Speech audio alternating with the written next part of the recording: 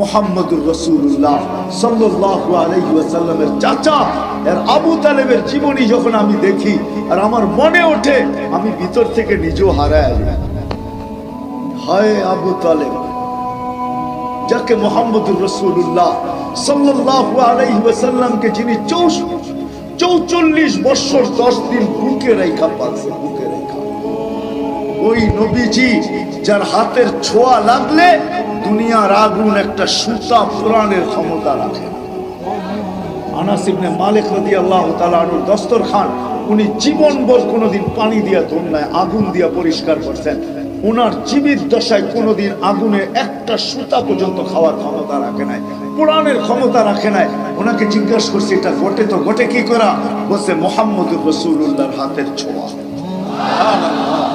যেই রসুলের পিঠের ছোঁয়া পাইলে ভাগ্য খুলা যায়। ওলামা জানে জুমার খুতবা দিতেন খেজুর গাছে পিঠ লাগায়া, মেম্বারে পা দিতে দেরি, খেজুর গাছ বাচ্চার মতো কানতে দেরি করেন নাই।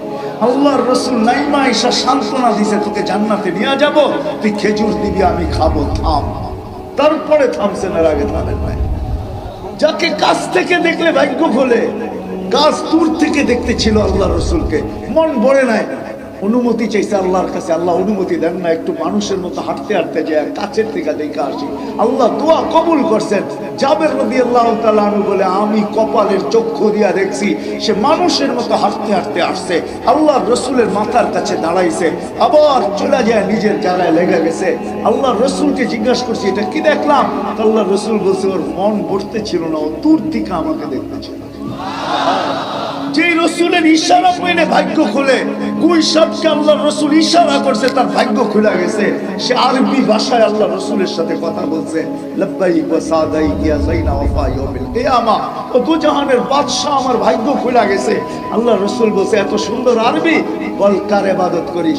আল্লাযী ফিস সামাই আরশুহু, আকাশে যার আরশ, ওয়াফিল আরদি সুলতানুহু, জমিনে যার রাজত্ব, ওয়াফিল বাহরি সাবিলুহু, সমুদ্রের ভিতরে যার রাস্তা, ওয়াফিল জান্নাতি রাহমাতুহু, জান্নাতের ভিতরে যার রহমত, ওয়াফিল নারি ইকাবুহু, জাহান্নামের ভিতরে যার শাস্তি।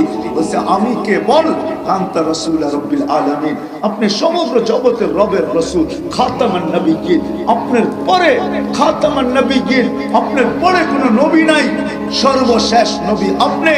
মান আমানা বিকা ফাস, যে আপনার গোলাম হবে আপনার ভাগ্য, তার ভাগ্য খুলে যাবে আমার মতো। যে আপনার গোলাম হবে না সে চির হতভাগা হবে। আরো কত শোনাবো। ওই রসুলের চাচা বুকে রেখা পাল 6 মাস 6 বছর 6 মাস বয়সের টিকা বুকে দিছে। আমার বিশ্বাস কতদিন জানি আল্লাহ রসুল আবু তালেবের বুকে ঘুমাইছেন। কেননা বাবা তো ছিলেন না, মাও ছিলেন না, একটা বাইনও ছিলেন না, একটা বোনও ছিলেন না, আপনজন বলতে তো চাচাই ছিল। এমন কাছে রাখছেন বাতিজাকে। উলামা আমার কথা একমত হবে, মনে হয় আবু তালেবের ছায়াও এত সঙ্গে ছিল না যত বাতিজা তার সঙ্গে ছিল। বাতিজা যতটুকু কাছে ছিল, ছায়াও এতটুকু কাছে ছিল না। নিজের হাতে কবরে নামাইছেন, নিজের হাতে, আর চোখের পানি দিয়া বলছেন আম্মি আম্মি মা তারাক্তালি সাবিলা, চাচা আমার জন্য কোনো রাস্তা রাখলেন, কোনো সুযোগ রাখলেন না। কলেমা পড়তে বললাম পড়লেন না, বললাম ঠোঁট হেলাইয়া দেন তাও হেলাইলেন না, বললাম চুপ থাকেন তাও থাকলেন না। শেষমেশ চিৎকার দিলেন আলা মিল্লাতি আব্দুল মুত্তালিব, আব্দুল মুত্তালিবের ধর্মের উপরে চলে যেতেছি। হায় চাচা, আপনাকে আমি বাঁচাইতে পারবো। আসেন ভাবি প্রস্তুতি কতটুকু। মরণশীল মানুষ, কে কখন যাবে জানি না, কেউ সঙ্গ দিবে না। এখানে একজনও নাই, একজন নামাজি আর বেনামাজি যাই আছে একজন নাই, যে ডেইলি 2 রাকাত নামাজ বেশি পড়ে এই নিয়তে যে মা বাবার জন্য পড়তেছি, এটার সওয়াব মা বাবাকে দিব। ডেলি 2 রাকাত নামাজ পড়ে আর হাত উঠায় বলে আল্লাহ 2 রাকাত পড়ছি, 1 রাকাত মাকে 1 রাকাত বাবাকে দিয়া দিস। এরকম অভ্যস্ত এখানে একজন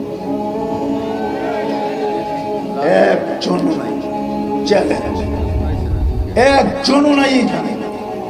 আছে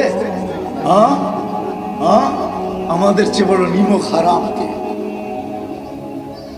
রাগ হয়ে যাবেন? আমি এই এলাকা চিনি, আমাকে চিনাই দেওয়া হবে না।